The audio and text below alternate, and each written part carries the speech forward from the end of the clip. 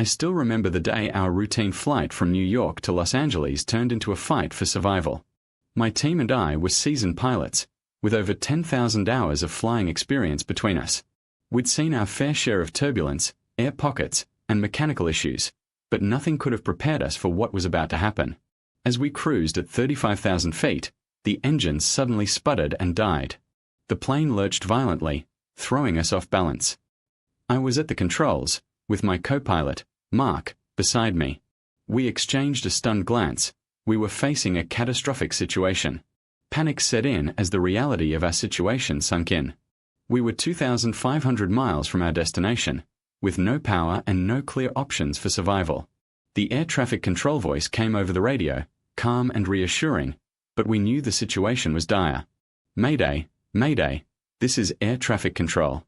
We have you on our radar. Can you confirm your situation?" My heart was racing as I replied, trying to keep my voice steady. "This is Flight 121. We've experienced a dual engine failure. We are descending to 20,000 feet and attempting to find a suitable landing site." Time was running out. We knew we had to act fast. I quickly assessed our options, weighing the risks of attempting an emergency landing against the slim chance of making it to a nearby airport.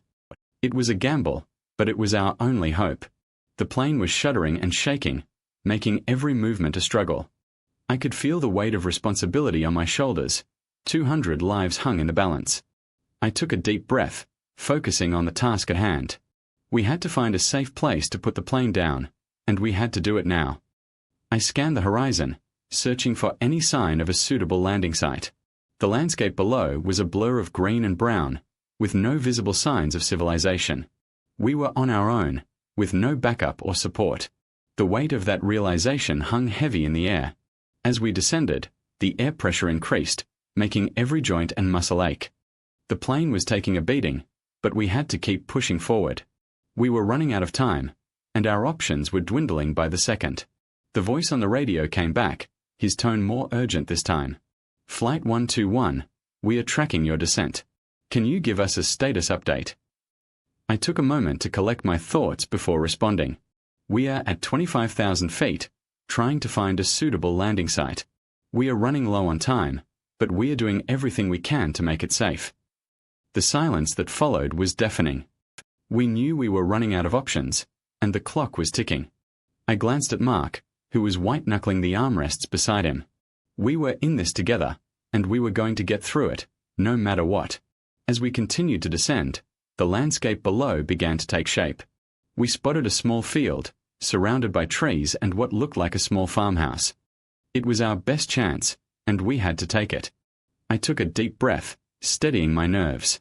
"Mark, we are going to try to land in that field. Get ready to deploy the emergency chute." The words hung in the air, a mix of fear and determination.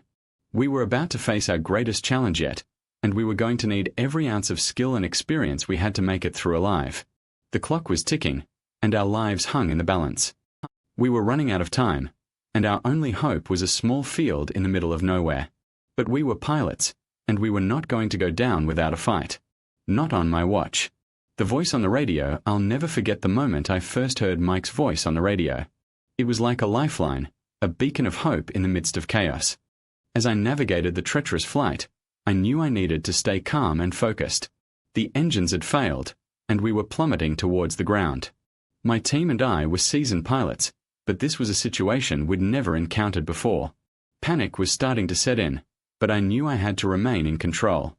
That's when I remembered the radio frequencies we used for emergency communications.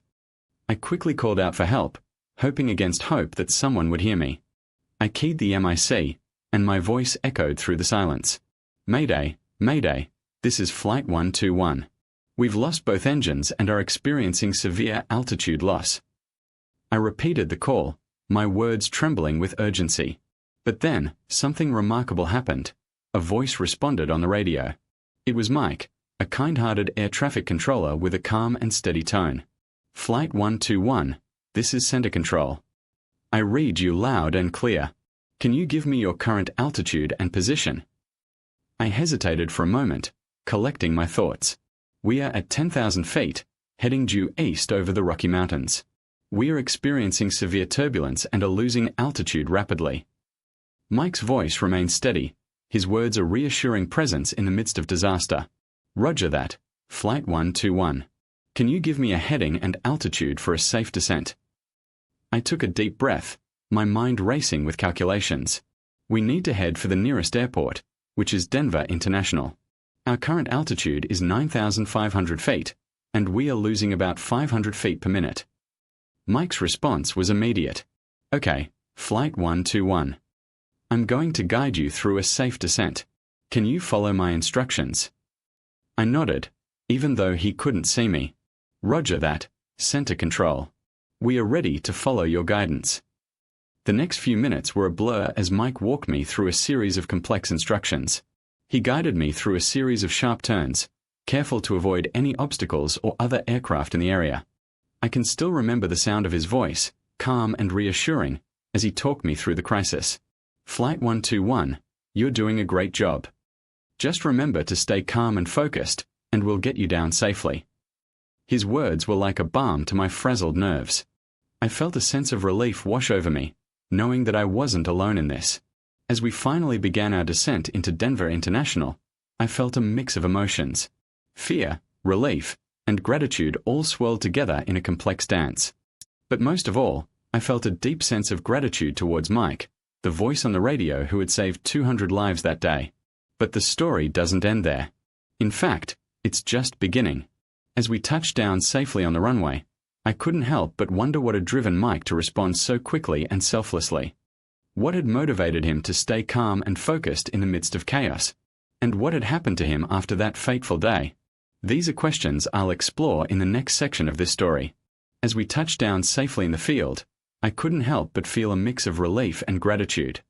Mike's voice had been the catalyst for our survival, guiding us through the treacherous flight with a calm and reassuring tone. I still remember the words he spoke, echoing in my mind like a mantra. This is Mike, Air Traffic Control. We are going to guide you through this. Just follow my instructions. But what I didn't know at the time was that Mike's actions had saved not just our lives, but the lives of 200 other passengers on board. As the news of our emergency landing spread, it became clear that we were not alone in our distress. There were 200 other people on that plane, all of whom were facing their own mid-air nightmare. The realization hit me like a ton of bricks. Mike's voice hadn't just saved us, it had saved an entire community of people. His selflessness and dedication had inspired a team of air traffic controllers to work tirelessly behind the scenes, guiding planes to safety and averting a potential disaster. As I reflect on that day, I'm filled with a sense of awe and gratitude for Mike's heroism. His story serves as a powerful reminder of the impact one person can have on the lives of others. It's a testament to the power of teamwork, selflessness, and determination in the face of adversity. I'm often asked what drove Mike to take action that day, and the answer is simple. It was his compassion and kindness. He didn't just speak words of comfort, he took concrete actions to ensure our safety. His bravery and selflessness have inspired me to share our story, and to honor his bravery. If you'd like to hear more about Mike's heroics, check out the link in our description box for an exclusive interview. And if you've got a story of your own about heroism and selflessness, share it with us in the comments below.